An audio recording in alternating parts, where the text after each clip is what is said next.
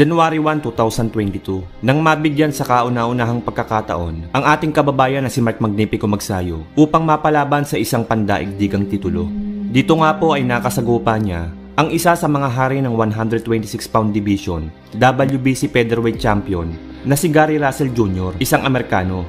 Sa mga hindi po nakakakilala dito kay Gary Russell Jr., ay siya po ang longest reigning defending WBC Featherweight Champion noon sa 126-pound division.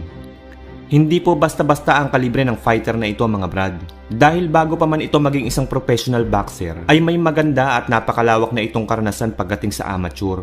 Kumbaga mga brad, ay hasang-hasa na ito noon pa man, bago pa man ito sumabak sa digmaan. Naging Junior Olympic Gold Medalist taong 2004 at Bronze Medalist taong 2005 sa Men's World Amateur Boxing Championship. Sa kaparehong taon, nagkamit ng gintong medalya sa Golden Gloves Amateur Boxing Competition at dalawa pang gintong medalya sa US National Amateur Boxing Championship taong 2005 at 2006 at isang silver medal taong 2007. Sa kabuuan mga brad ay nakapagtala po itong si Russell ng 163 na panalo at may 10 talo lamang sa kanyang buong amateur career. Pumasok bilang professional taong 2009, nakapagtala ng 24 sunod-sunod na panalo sa loob lamang ng 5 taon kung saan 14 dito ay tinapos niya sa pamamagitan ng stoppage. Ang tindi nito mga brad, sapagkat kung titingnan mo ang record nitong si Russell ay sa loob lamang ng 1 taon ay halos 8 hanggang 10 beses ito kung lumaban. Sa madaling salita mga brad, noong nagsisimula pa lang itong si Russell ay wala na itong inatupag kundi mag-training at makipagsuntukan. Dahil sa mga sunod-sunod na impresibong panalo nito ay naging daan ito upang hirangin siya bilang Prospect of the Year noong taong 2011 ng The Ring Magazine. Taong 2014 naman, nang una itong mapalaban para sa isang world title fight kontra sa 2-time Olympic gold medalist, Ukrainian boxer na si Vasily High-Tech Lomachenko para sa bakanting WBO World Featherweight title. Bagamat sa sagupang ito ay ikatlong professional fight pa lamang noon ni Lomachenko na may kartadang 2 wins at 1 talo, ay hindi nga po umubra ang dulas nitong undefeated na si Gary Russell Jr. sa mga atake ni Lomachenko at binugbog lamang siya nito hanggang sukdulang 12 rounds. Sa labang ito ay nalasap ni Russell ang kanyang kauna-unahang talo via majority decision.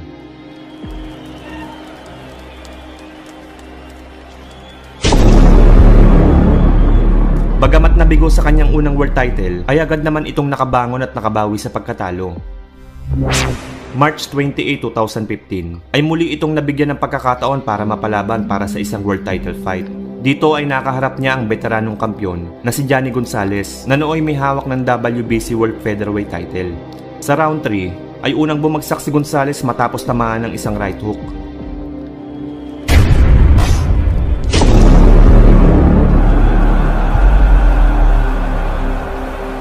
At pagdating naman ng round 4 ay dito na itinigil ng referee ang laban matapos muli na naman itong bumagsak ng 2 beses.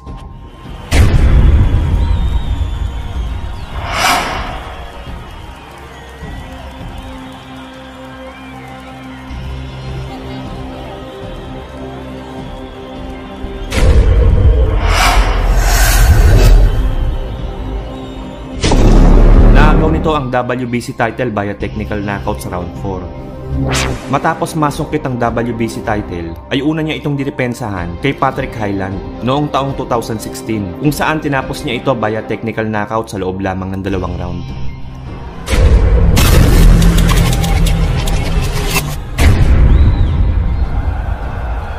Sunod ay kay Oscar Escandon taong 2017. Nakuha niya ang panalo dito via technical knockout sa round 7.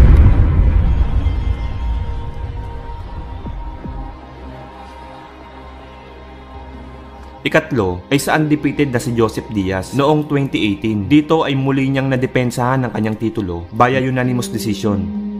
Ika-4 ay kay Kiko Martinez noong 2019 kung saan tinapos niya ito via 5th round technical knockout.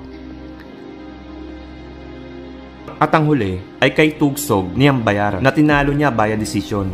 Kaya naman dahil sa tindi ng resume nitong WBC Featherweight Champion, ay madami ang nagsasabing hindi pa daw handa itong si Magsayo sa kalibre ng isang Gary Russell Jr. Ayon pa nga mismo sa isang batikang sports analyst na si Attorney Ed Tolentino, ay 60-40 pabor kay Russell ang tsansang manalo ni Magsayo sa laban.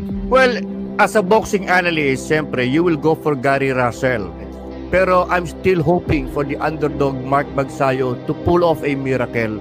In fact, there are people who are saying na parang hindi pa hinog si Mark Magsayo dito kay Gary Russell. Ngayon ko parang 60-40. 60% Russell, 40 kay Magsayo ang chance of winning. Pero ganun pa man mga brad, sa kabila ng mga pagdududa at pagiging dihado ni Magsayo sa labang ito, ay mataas pa din ang kumpiyansa nito na magagawa niyang ma-upset ang WBC champion.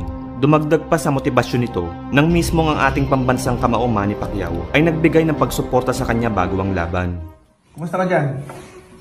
Okay lang, okay lang. Okay lang, sir. Galingan mo ha. Thank you. Tiwala tayo sa Panginoon. Maganda ilang... Dala lang palagi. Dala lang. Ang Panginoon ang makapagbigay sa atin ng tagumpay. Salamat po. Sige. Thank you. Okay, God bless you. Ha? Thank you po. Sige. Dali mo dito ang corona. Po. Okay. Sa mga early rounds, ay nagpakita ng pagiging agresibo ang Pinoy challenger.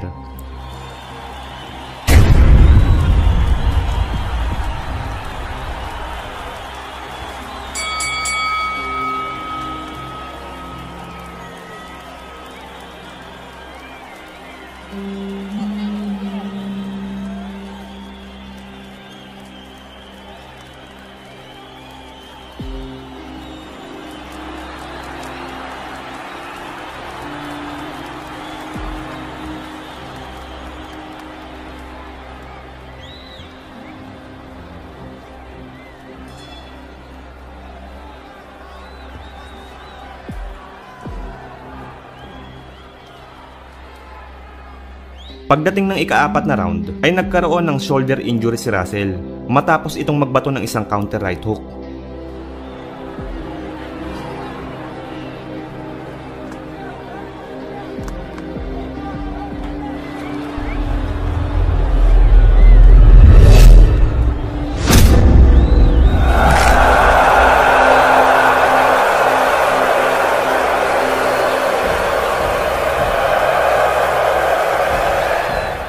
Pero kahit ganun, sa mga sumunod na round ay nagawa pa rin makapagpatama ng ilang malilinis na suntok ni Russell gamit lamang ang kaliwang kamay. Subalit hindi nga po ito naging sapat upang makasabay sa mas preparadong si Mark Magsayo.